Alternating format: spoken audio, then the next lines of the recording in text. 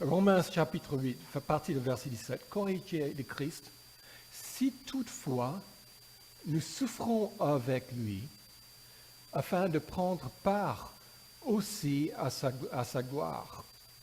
Hein?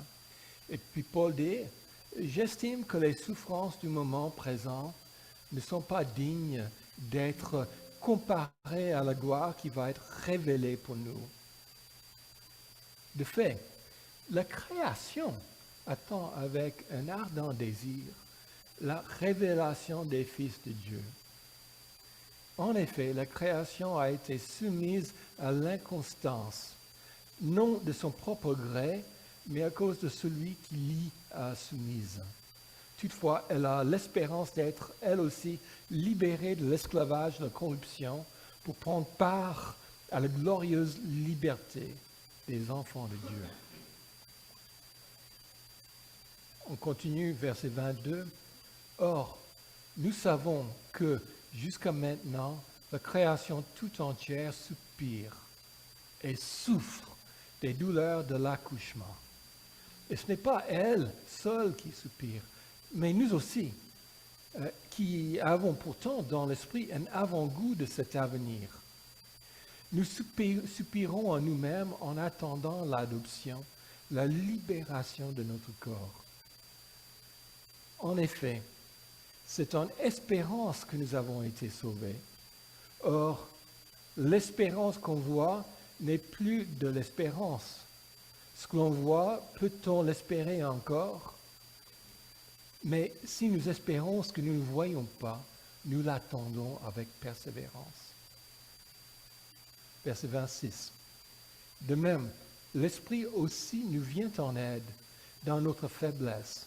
En effet, nous ne savons pas ce qu'il convient de demander dans nos prières, mais l'Esprit lui-même intercède pour nous par les soupirs que les mots ne peuvent exprimer. Et Dieu, qui examine les cœurs, sait quelle est la pensée de l'Esprit, parce que c'est en accord avec lui qu'il intercède en faveur des saints. Verset 28. Du reste, nous savons que tout contribue au bien de ceux qui aiment Dieu, de ceux qui sont appelés conformément à son plan. En effet, ceux qu'il a connus d'avance, il les a aussi prédestinés à devenir conformes à l'image de son Fils, afin que celui-ci soit le premier-né d'un grand nombre de frères. Ceux qu'il a prédestinés, il les a aussi appelés. Ceux qu'il a appelés, il les a aussi déclarés justes. Et ceux qu'il a déclarés justes, il leur a aussi accordé la gloire. Amen. Merci Seigneur de prendre ces paroles majestueuses et de nous en transmettre quelque chose. Merci de donner à mon esprit une fluidité de pensée et Seigneur, que tu puisses parler à chacun selon son besoin. Au nom de Jésus. Amen. Prochain diapo. Ce sont à gauche, vous avez un petit tableau de Vermeer, un peintre hollandais.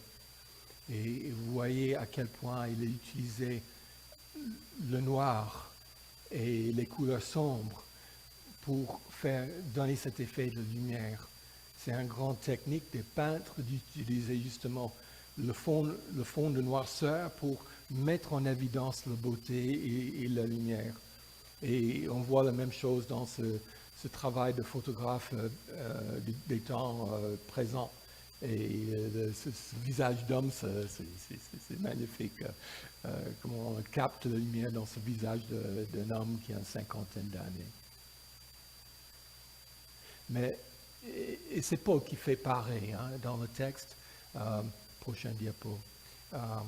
Le texte que nous avons lu a son arrière-plan sombre. Ça commence au verset 17. Verset 17 dit « Si toutefois nous souffrons avec lui, afin de prendre part à sa gloire. » Verset 18 « J'estime que les souffrances du moment présent. » Verset 22 la création tout entière soupire. On peut certaines traductions en français mettent gémir, gémir. Hein, c'est une souffrance qui a un effet physique sur le corps. Euh, et donc, à tel point qu'elle souffre des douleurs de l'accouchement. L'accouchement, bon, c'est merveilleux de recevoir l'enfant, mais en attendant, c'est terrible pour la femme. Et puis, verset 23, nous soupirons en nous-mêmes. Mais oui, nous soupirons, mais verset 26, l'Esprit lui-même intercède pour nous par des soupirs que les mots ne peuvent exprimer. Donc, qui soupire, qui souffre? On a Christ qui souffre, mais nous qui souffrons avec Christ. On a les souffrances du moment présent. Ce monde est tissé de souffrances, toutes sortes de souffrances. Et la création tout entière souffre pendant toute cette période en attendant ce que Dieu prévoit pour elle. Et puis, mais nous soupirons en nous-mêmes, donc il y a une souffrance intérieure du cœur, mais il y a aussi l'Esprit qui nous trouve dans cette souffrance et qui souffre avec nous. Donc, c'est pas glorieux aussi, oui, mais c'est sur cet arrière-plan sombre. Et on trouve cette noirceur dans l'épître en entière. Les premiers 3 chapitres développent comment tout le monde est pécheur. On aimerait imaginer que non, il y a quelques personnes qui sont vraiment mauvaises, mais il y a une bonté générale de l'être humain, il va s'en sortir. Mais non, il y a Paul finit par dire que tous sont condamnés et personne n'arrive à s'en sortir. Et puis Paul, en chapitre 5, parlera de nos détresses. Un texte extraordinaire qui parle de nos détresses, qui amène la persévérance, la patience, et la patience produit en nous l'espérance, qui ne se fait pas décevoir parce que l'Esprit est en nous, témoin de l'amour de Dieu. Chapitre 5, 12, là Paul parle de comment le péché a commencé tout petit et qui a fini par contaminer toute l'humanité dans toute l'histoire. C'est sombre. Et puis Romains chapitre 7, Paul parle de la réalité du chrétien, et même le chrétien qui connaît déjà une grande mesure de salut. Paul dit, malheureux être humain que je suis, qui me délivrera de ce corps de mort. Et il parle de ces instincts en lui qui l'amènent toujours dans des impasses, qui l'amènent toujours à trahir son Seigneur. Et il dit, mais heureusement, il y a la victoire. Christ est là pour nous sauver, mais c'est quand même difficile. Et c'est notre réalité. Tout ça en nuances de noir. Voilà. Donc, on continue. Voilà. Et puis, encore, voilà. Tout cela est en nuances de noir parce qu'on trouve toutes sortes de problèmes évoqués. Il y a toute la diversité du péché, l'humanité qui est perdue devant Dieu, la condamnation, colère de Dieu qui est là. On a des souffrances qui sont communes à tous les êtres humains, la maladie, la méchanceté, la mort. On vit toutes ces réalités. Mais il y a aussi les souffrances du disciple de Christ, sa lutte avec le péché. Il doit marcher en contre-courant du monde, il est persécuté. Il y a toutes ces nuances de difficultés, de noirceur qu'on vit dans le chapitre. Donc, tout ça, c'est que je pense que c'est salutaire de passer un moment là-dessus. Parce que depuis la fin de la Deuxième Guerre mondiale, dans notre société, on nous a inculqué avec un message qui est positif. Voilà, la Deuxième Guerre mondiale a été épouvantable. Mais là-bas, même maintenant, on a tourné la page. L'humanité est différente. La société, on va vous donner un état de droit. On va vous donner une société qui est prospère, on devient de plus en plus riche. Et la richesse est partagée, même les ouvriers, ils vivent de mieux en mieux, et puis on a les lave-vaisselle maintenant, on a ceci et cela, et puis toutes les facilités pour vivre. Les femmes peuvent travailler, on s'occupe des enfants, chacun peut s'épanouir et se faire un avenir. Égalité des chances pour tous. Même ceux des autres pays peuvent venir ici et vivre à pied d'égalité avec nous les autres. Et personne n'est condamné à souffrir. Et puis on va peut-être vers l'âge avancé, on souffre de maladie. Bon, ne vous inquiétez pas, on va vous donner de la morphine. Et puis si vous voulez, vous pouvez demander l'aide à mourir parce que voilà, vous avez le droit de vivre un certain confort dans la vie. Un certain droit au plaisir. Et il y a ce mensonge que le monde va de mieux en mieux. Et donc je pose la question, dans quelle mesure est-ce que nous avons croqué le mensonge? Je pense qu'au lieu de dire « ai-je croqué le mensonge », oui, j'ai croqué le mensonge parce que je baigne dans ce monde. Je vis dans toute cette propagande, j'ai grandi là-dedans, ça m'a forgé la pensée. Mais il faut faire les parts des choses et le mettre face aux Écritures. Et je pense que c'est justement ce mensonge que l'humanité a ses solutions, que les problèmes de la vie, ça se règle, et on peut aller de mieux en mieux. C'est une fausse évangile que le monde nous donne. C'est qu'on peut trouver des solutions de vie sans Jésus-Christ. Et si nos contemporains ont tellement de difficultés à recevoir l'Évangile, ça c'est une des raisons principales. C'est que Jésus-Christ, il est superflu. La croix, ce n'est pas nécessaire. On a d'autres solutions qui sont terre à terre. Pourquoi parler de paradis là-haut? On peut vivre notre paradis ici-bas. Or, je pense qu'avec tout ce qui se passe en ce moment, le Seigneur est en train de déconstruire ce mensonge. Il est en train de casser ces espérances fausses, répandues depuis 1945 à peu près. Et ça fait réfléchir nos concitoyens, mais c'est aussi une occasion pour nous de présenter Jésus-Christ aujourd'hui. Prochain. Encore. Et oui, le paradis, ça attend demain.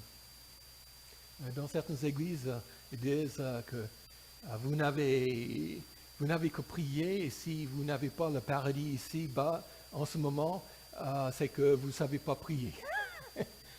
Mais je pense que la parole de Dieu est assez claire, que notre vie, il n'y a aucune promesse de bonheur ici-bas sur terre, même si parfois le Seigneur nous donne ce privilège de vivre une large mesure de bonheur.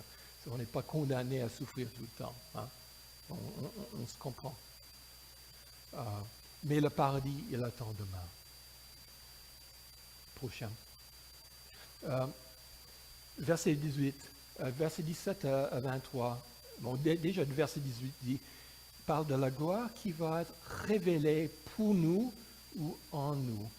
Et j'ai mis les deux, parce que dans le grec, ça peut être traduit dans les deux sens. Et on trouve dans le texte en général, on trouve de l'appui pour les deux idées. Souvent quand je parle avec des personnes du ciel, tout ce que j'entends, c'est que le Seigneur va arranger mes circonstances. La vie va être plus facile. Hein? Et donc ça, c'est la gloire qui va être révélée pour nous. Et ça fait partie de la promesse de Dieu. Oui, la vie sera plus facile, ce sera tout autre chose. Mais il parle aussi de la gloire qui sera révélée en nous. Et là, c'est la transformation du chrétien. Le texte, on sera des fils héritiers. Et aussi l'Église, dans son ensemble, va être transformée pour régner avec Christ. Continuons.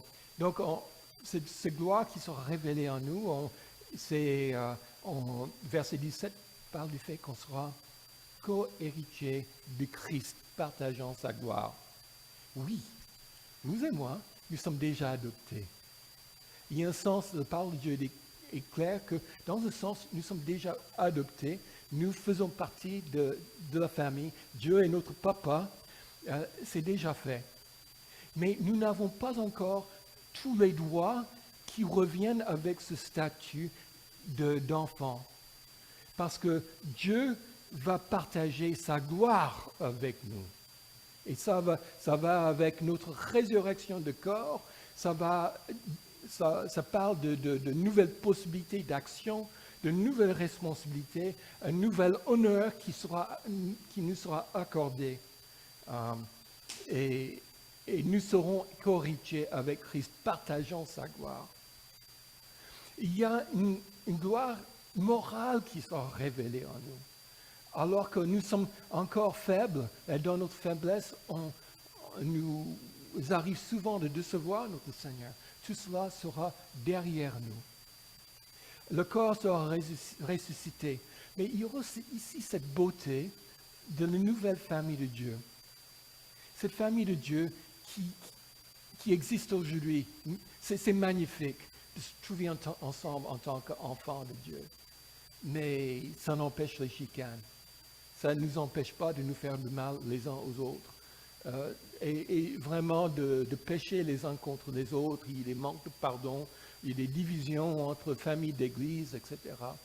Et même s'il y a beaucoup de beauté, il y a aussi, c'est très incomplet. Mais on va vers un jour où toute la famille de Dieu sera réunie devant lui. Verset 19 parle de la révélation des fils de Dieu. La famille sera là. La famille sera là avec son papa. Et on va être manifesté dans la nouvelle création. Et là, il y aura une harmonie complète. Et l'Apocalypse parle de toutes ces nations qui viennent devant le trône de Dieu, différentes langues, différentes ethnies. Et il y aura une harmonie dans toute cette diversité du peuple de Dieu. Et puis, on aura une autre relation avec la création de Dieu. Prochaine diapo, là. Bon, continuons. Voilà, tous les points. Voilà, encore. Donc, cette gloire à venir pour nous, c'est en fait un retour à l'Éden. Quand je lis le deuxième chapitre de Genèse, je suis impressionné par toutes les harmonies qui règnent là. Il y a une harmonie entre Dieu et les hommes. Dieu rencontre Adam, il discute avec lui, il amène Ève devant Adam. Il y a une harmonie entre Dieu et la nature, Dieu qui est créateur de la nature, qui le bénit, qui dit que tout est bon. Il y a une harmonie entre les hommes et la nature. Dieu qui conduit l'homme, Adam, et voir tous les animaux, il les nomme tous. Il y a une cohésion dans tout cela. Une harmonie aussi entre les hommes, entre Adam et Ève, qui sont nus, qui s'aiment, qui se respectent. Une harmonie de cœur. Il n'y a pas de problème à l'intérieur, et puis tout patatrac, tout est cassé, tout est brisé. Toutes ces harmonies. Vous pouvez regarder chaque harmonie et voir un manque d'harmonie à tous ces niveaux des séparations. Mais en Romains 8, on retrouve toutes ces harmonies à nouveau. L'harmonie intérieure de nous, on n'est plus condamné. On est l'harmonie entre les hommes et la paix dans l'Église, harmonie avec la nature. On est les fils de Dieu sont révélés devant la nature et la nature est contente de nous retrouver, l'homme comme il doit l'être, enfin, harmonie entre Dieu et nous aussi. Prochain diapo, là. Voilà. Mais cette gloire qui va venir se trouve au bout du chemin de la souffrance. Christ aussi, avant la résurrection, avant de retrouver son Père, il a dû passer à la croix. Je ne dis pas que chaque chrétien sera crucifié, heureusement que non, mais nous avons à passer à accueillir, à accepter et vivre dans la souffrance de cette vie actuelle. Prochain. Alors, voilà, c'est bon. Donc Romains 8, 17 dit, or, si nous sommes enfants, on est réellement des enfants de Dieu, on a des co-héritiers avec Christ, il faut passer par ce même chemin que Christ a passé, où on va souffrir avec lui afin de prendre part à sa gloire. Et ce message, cet enchaînement de souffrance avant la gloire, on le retrouve dans l'autre partie du Nouveau Testament. Philippiens 2, 8 à 9 parle de comment Christ s'est humilié, en faisant preuve de l'obéissance jusqu'à la mort, et jusqu'à la mort sur la croix. Et c'est pourquoi Dieu l'a élevé à la plus haute place. 2 Corinthiens 4, 10, Paul parle de les difficultés qu'il a avec son corps qui est vieillissant. Il dit, nous portons toujours avec nous dans notre corps d'agonie, c'est fort, hein, corps d'agonie, mais ce corps d'agonie du Seigneur Jésus, mais parce qu'on est lié avec lui, on souffre comme il a souffert aussi, afin que la vie de Jésus soit aussi manifestée dans notre corps. Donc, souffrance avant la gloire. Mais dans ces souffrances que nous devons passer, prochaine, ok, encore, voilà. Dans ces souffrances que nous devons passer, encore un, merci. Nous avons l'esprit. Cet esprit est un avant-goût. Vous allez déguster du vin dans les caves et on vous donne un petit verre pour goûter de la qualité, des caractéristiques de chaque vin. Et l'esprit est un avant-goût de cette gloire qui va venir. Ce n'est pas seulement Dieu qui dit, bon, je vais tout arranger, crois-moi. Il nous donne un avant-goût de cette gloire qui va venir. On a déjà, par l'Esprit, le savoir, la certitude de notre pardon de péché. Par l'Esprit, nous avons aussi cette capacité de ne pas nécessairement tomber dans le péché. On a la possibilité de vivre autrement. On découvre c'est possible. Par l'Esprit, on a des marges, on a des possibilités d'être guéri des choses. On peut réellement découvrir ce que c'est de sortir de la rancune ou de la haine de soi ou le mépris des autres. Il y a des possibilités d'entrer dans un autre style de relation avec les gens autour de nous. Et c'est pas parfait, mais c'est du réel. Et tout est partiel ici dans cette réalité avec Dieu. Et il nous donne du salut, on est content. Tout est partiel. Et on est insatisfait, on aimerait plus. Mais nous avons notre avant-goût. Et c'est ça. Et c'est cet avant-goût qui me donne la certitude qu'il y a plus à venir. Parce que cet avant-goût est déjà miraculeux. C'est contre toute attente, c'est contre tout ce qui est humain. Et c'est une preuve qu'il y a plus qui vient. Et ce n'est pas seulement des avant-goûts qu'il nous donne, mais il met dans le cœur cette certitude de connexion avec Dieu. Et comme il dit, par lequel nous prions Abba Père, comme on vous a souvent dit, Abba Père. Abba, c'est ce terme d'affection, d'intimité, comme papa. Extraordinaire. Ce Dieu qui a mené le procès avec l'humanité entière, qui est tout le monde sous la condamnation, et dans mon cœur, je sais que c'est mon papa. Parce qu'il m'a aimé, il m'a choisi. C'est quelque chose. Prochain diapo. Et c'est pourquoi je peux attendre avec persévérance et je peux faire le chemin, je peux marcher dans les difficultés et je persévère. Oui, parfois ces choses devient un peu plus absente de ma pensée. Parfois, je suis un peu immergé dans ma difficulté, dans l'oppression, dans ma négativité. Mais le Seigneur me ramène au souvenir, aux réalités du salut qui est le mien. Et l'Esprit en moi continue à crier « Abba Père ». Et j'attends. Je persiste encore. Et dans cette persévérance, dans ce long cheminement de la souffrance encore aujourd'hui, il y a une vie de prière qui s'installe. Ces versets 26-27 parlent de la prière. De même, l'Esprit aussi nous vient en aide dans notre faiblesse. En effet, nous ne savons pas ce qu'il convient de demander dans nos prières. On est tellement désemparés parfois par les difficultés. Et on est touché au plus profond du cœur et des choses au fond de nous qu'on n'arrive pas à nommer. Mais on est mal à l'intérieur de nous.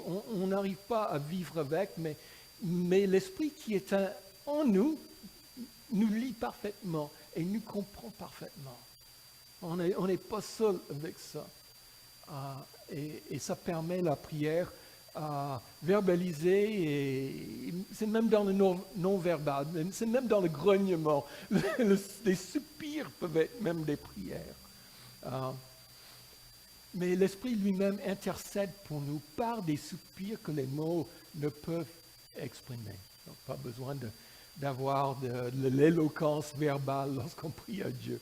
Parfois, pour les choses qui comptent réellement, c'est trop profond pour être explicite.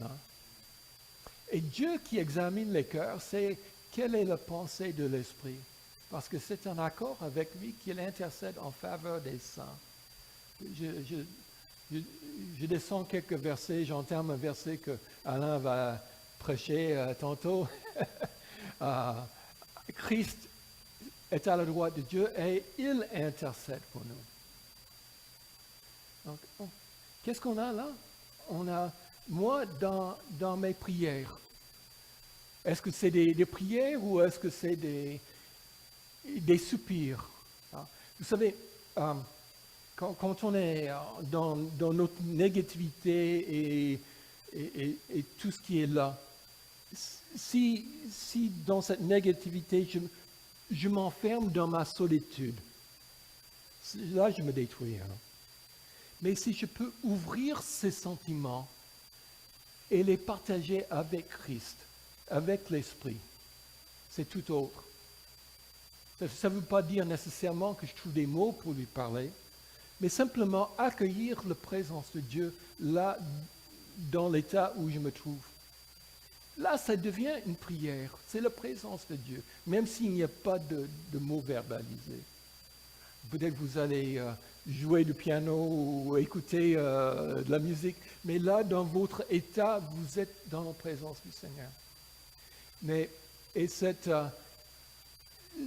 esprit, lui, il nous connaît parfaitement. Donc, il est capable de fidèlement interpréter tout ce qui se passe là, même que nous, mais mieux que nous-mêmes, on est capable de faire, et le traduire devant le Père. Mais le texte nous dit aussi que le Père scrute tous les cœurs, il examine tous les cœurs. Donc, il nous connaît déjà, le Père, et le Père connaît l'Esprit. Mais l'Esprit aussi connaît son Père. Ces deux sont comme ça. L'Esprit, c'est Dieu.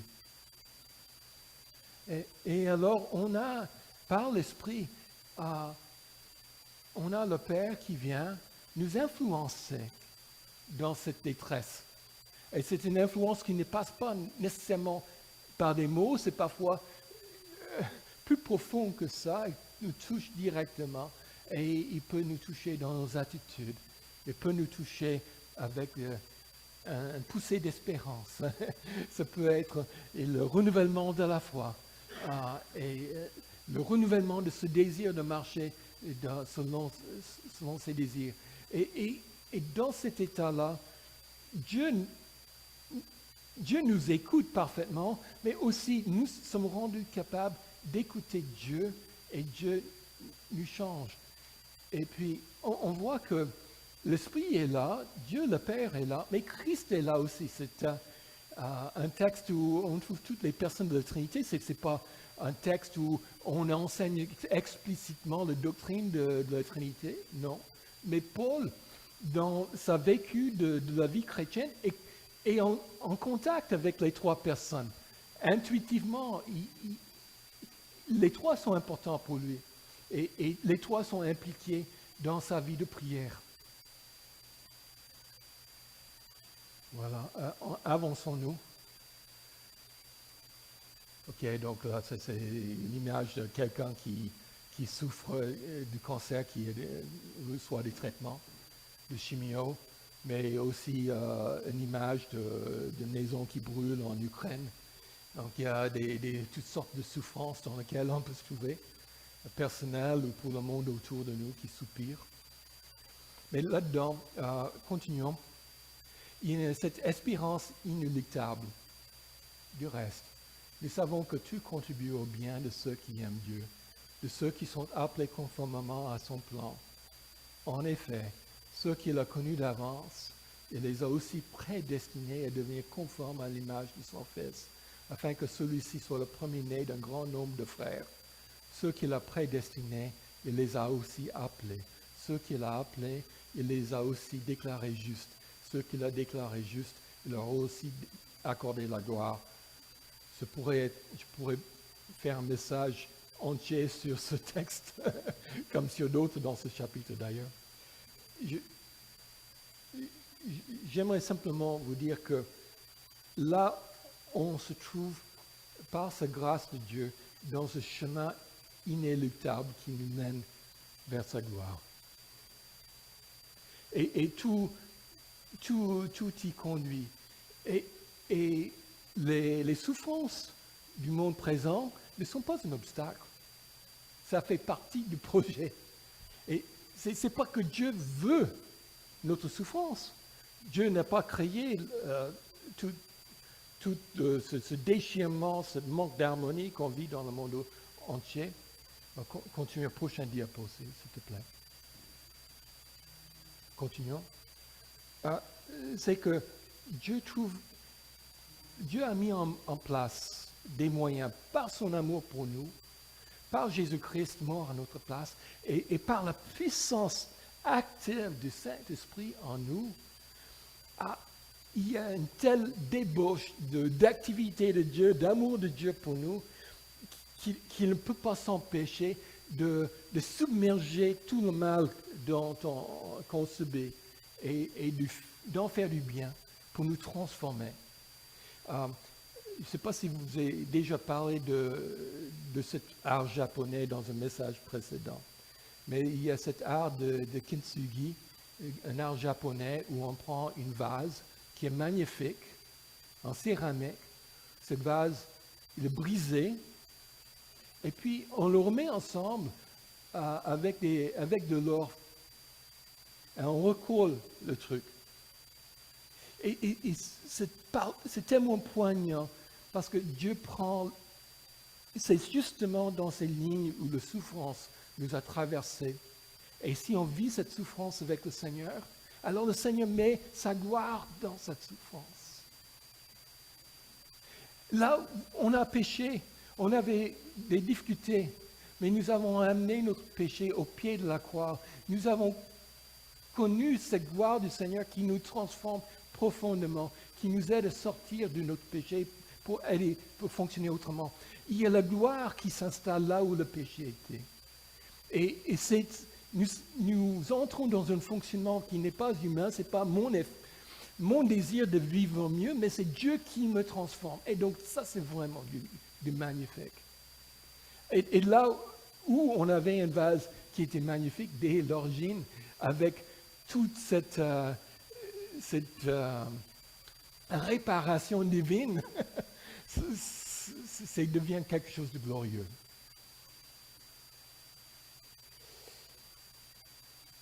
Mais je parlais du fait, de cette idée que ça semblait être inéluctable, que tout dépend, tout était dans la volonté de Dieu et que tout allait arriver à la bonne fin avec sa gloire.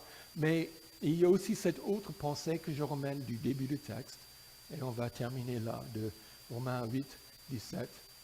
Si toutefois nous souffrons avec lui, afin de prendre aussi part à sa gloire. Et il y a aussi notre part là-dedans.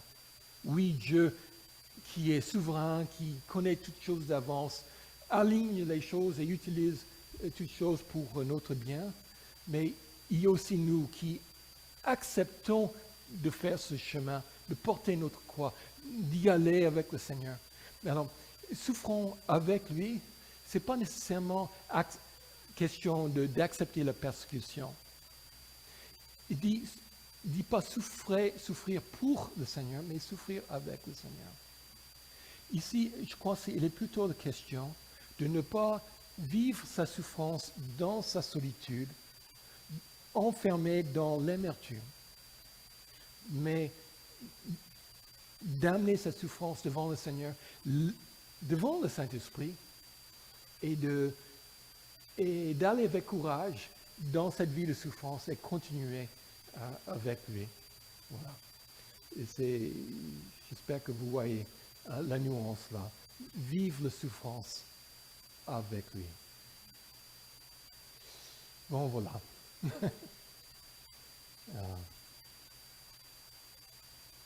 Il y a des éléments là, il y a 3 ou 4 éléments qui mériteraient un message à part, mais je voulais mettre l'accent ce matin sur la souffrance. Seigneur, tu sais ce que nous vivons. Et tu le sais mieux que nous. Et nous avons ce privilège, Seigneur, de ne pas le vivre en solitude. Seigneur, nous te confions nos vies et nous avons cette espérance, Seigneur, que tu es en train de terminer ton œuvre par excellence en nous.